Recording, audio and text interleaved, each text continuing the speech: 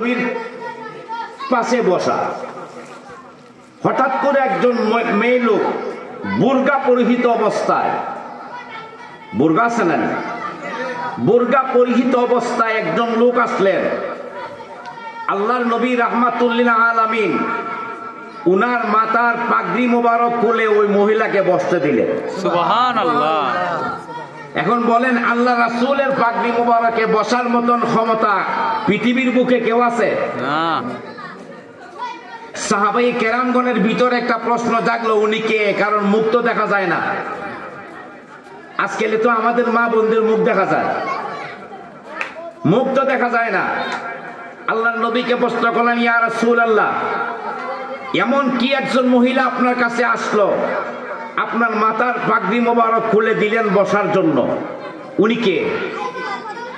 আল্লাহ রাসূল বললেন যে সাহাবাই কেরামগণ শুনো, উনি এমন এক ব্যক্তি, যখন আমি মক্কার জমিনে আগমন করেছিলাম 570 খ্রিস্টাব্দে, সোমবারে আমি জমিনে আসছিলাম। আমার ছোটবেলায় আমার যখন বাবা ছিল না, তখন আমার মা আমাকে নিয়ে, আমি আমার মাকে বলেছিলাম আমি আমার আব্বার কবর দেখব। সুবহানাল্লাহ বলেন।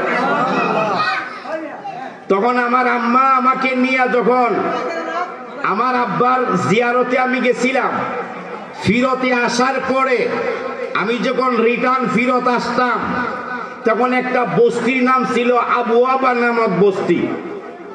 কথাগুলো বোঝার চেষ্টা করবেন। বস্তিটার নাম কি? আবুয়াবা নামক বস্তি।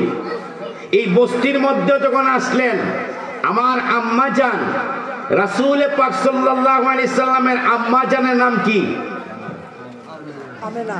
হযরত আমেনা রাদিয়াল্লাহু তাআলা আনহু।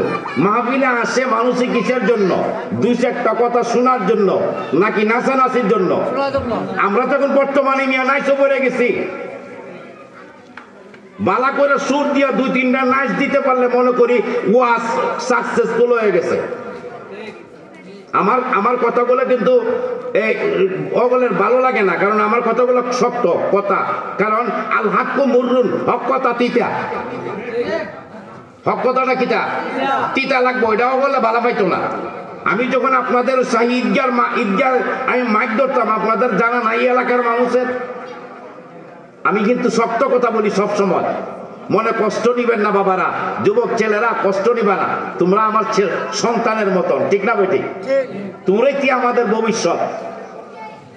তো আবুয়াবা নামক বস্তি, কথাগুলো খেয়াল রাখবেন কালকে যাতে